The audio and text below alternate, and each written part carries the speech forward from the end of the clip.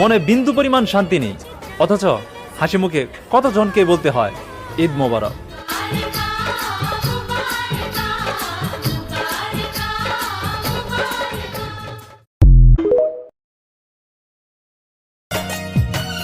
ভাব জমাইয়া বন্ধু